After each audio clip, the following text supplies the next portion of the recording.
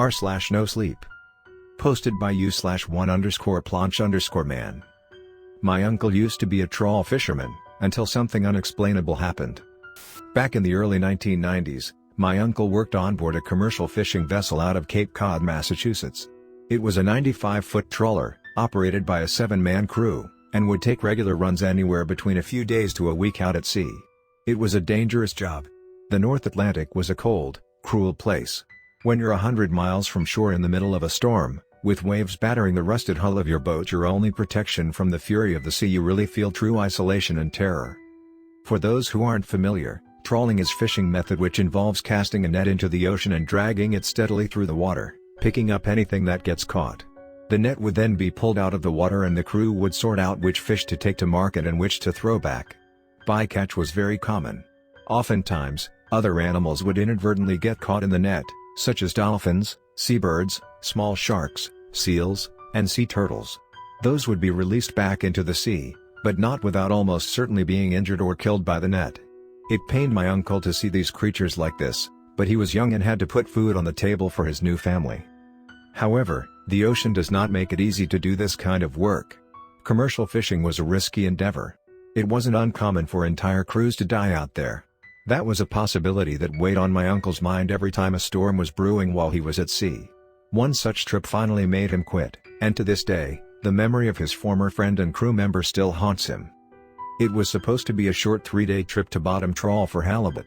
Being the dead of winter, the crew did not want to be exposed to the unpredictable weather for too long. The quote often goes, "If you don't like the weather in insert place, just wait 5 minutes and it will change." Everyone says this about their region, but the quote was first penned by Mark Twain, specifically about New England. The trip started on a brisk but sunny morning, but as the day went on, dark storm clouds gathered and stayed in the region for the entire duration.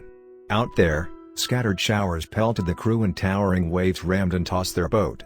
The cold and the wet chilled their fingers to the bone, making a difficult job even harder. Then they began to notice barnacles spreading across the hull, starting at the bow. They were few at first, staying well below the water line. But as the day progressed, more and more appeared, growing unusually fast. Their captain, Mateo, was puzzled, for the crew had recently removed all of the barnacles before heading out. How could they return so quickly? But since that was an issue that was much lower on their list of priorities, they chose to ignore it for the time being. That first night, while my uncle was enjoying his 4 hours of sleep, he had an unusual dream, one where he was standing at the bottom of the ocean, looking up at the surface far above him. Though he was underwater, he was breathing perfectly fine. The light above was a pale pink-purple hue, shifting and pulsing with the flow of the water. All around, the carcasses of fish, squid, whales, and other sea creatures rained down in slow motion, leaving trails of bubbles in their wake. Then, the sea grew darker, enveloping him in a shroud of complete blackness. With it, came a long, deep rumble in the distance, which caused his entire body to vibrate. The light coming through from the surface faded, and right when the last inkling disappeared, he woke up. In the morning, he casually mentioned his unusual dream to the others, thinking nothing of it. But when they heard his story, their faces went flush and they reluctantly admitted that they too had experienced similar dreams. Though not exactly like my uncle's, they each saw their own version of it. Lancaster, the fisherman whom my uncle was closest friends with, said that in his dream, instead of standing on the ocean floor, he was hovering, with hundreds, even thousands of feet of water above and below him. He couldn't even tell there was a floor to begin with. Then, as the darkness closed in around him, and the grinding, bellowing noise came, he looked down. Slowly, the ground opened up, a yellow glow emanating from the newly formed fissure. As the fissure grew wider and wider, he suddenly realized what he was looking at was an enormous eye. Despite this, Lancaster and the others, being the tough-as-nails blue-collar men that they were, did not let their demeanors falter in front of each other. They brushed the dreams off and stayed focused on the work ahead. They still had several tons of fish to catch and a fat payout to chase. Lancaster, however, was especially quiet after that. That day, they were at the mercy of the waves, which came with more aggression than before. Some were nearly 10 feet tall and hammered the deck, soaking the men in freezing cold water. The barnacles had grown even more, and by now, they were beginning increased drag on the vessel. It was when the crew approached the continental shelf that things would take a turn for the worse. Right before the drop-off, the crew lowered the drag arms and tossed the trawl nets down, cruising at a steady 3 knots to drag the nets on the bottom of the ocean. All went well at first, until the starboard net had suddenly been caught. This was not usually a concern, but as hard as the crew tried, they could not pull it free. On the sonar, they saw a large, indistinct shape in the water, right behind their trawl. The outline of it was hazy, they couldn't determine what exactly the shape was. At first, they thought it was a shoal of fish, but that didn't explain what was keeping their net from moving. As they watched, the shape grew larger and larger. Mateo scoffed that the transducer must have been malfunctioning. They tried to reel the net in, hoping to cut their losses before it took too much damage, but the winch wouldn't budge. Whatever was holding the net in place, it was too strong for the winch to pull. By now, the engine was straining, and the stronger they pulled, the more the boat's starboard side was pulled down, tipping it dangerously into the water. Black smoke billowed from the exhaust as the engine began to shut down. In all the chaos, my uncle looked over at Lancaster and noticed he had completely blanked out.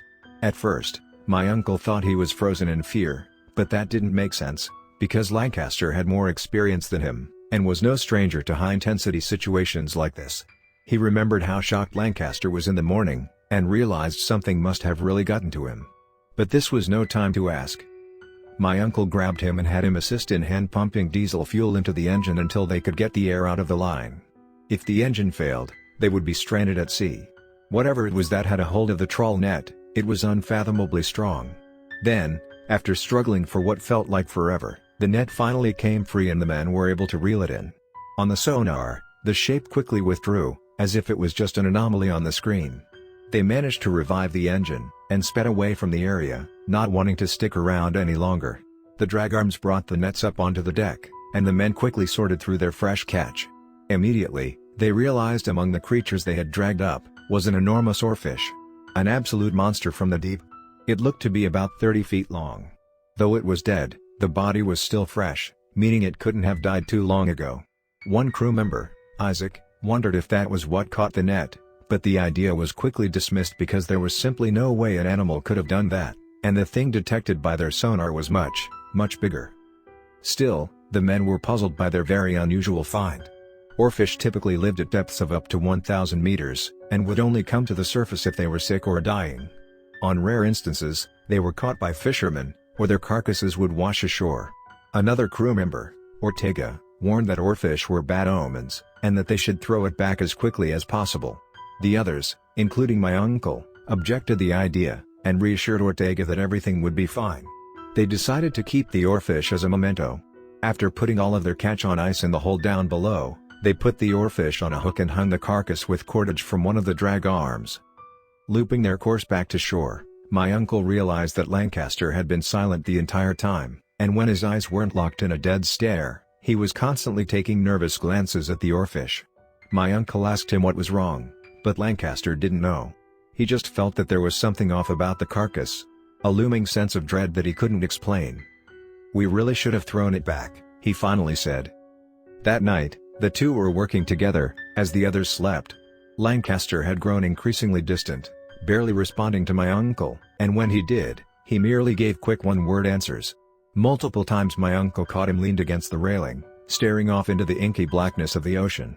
In one final instance, his head stuck out so far that it looked like one bad wave could send him overboard. My uncle had to stop him. He grabbed Lancaster by his shoulders and demanded, "What has gotten into you?" Lancaster, unfazed by the jolt he had received, asked in a calm monotone, "Do you see it?" "See what?" my uncle replied. Lancaster's behavior made him finally admit there was something deeply wrong with his friend. Maybe the sea was finally getting to him? Or was it something worse? He struggled to stop his mind from tumbling down a slope of possibilities he did not want to go. Lancaster simply continued staring, his gaze as empty as the endless void below them, as if to say that his silence was the answer. My uncle felt a chill run down his spine. He let go, afraid and unsure of what to do. "Sit tight," he said, shivering. The air was freezing cold as it had been the entire trip, but he did not feel it biting into him until this very moment. "I'll get Mateo, okay?" Lancaster didn't respond. Instead, he turned back to face the sea again.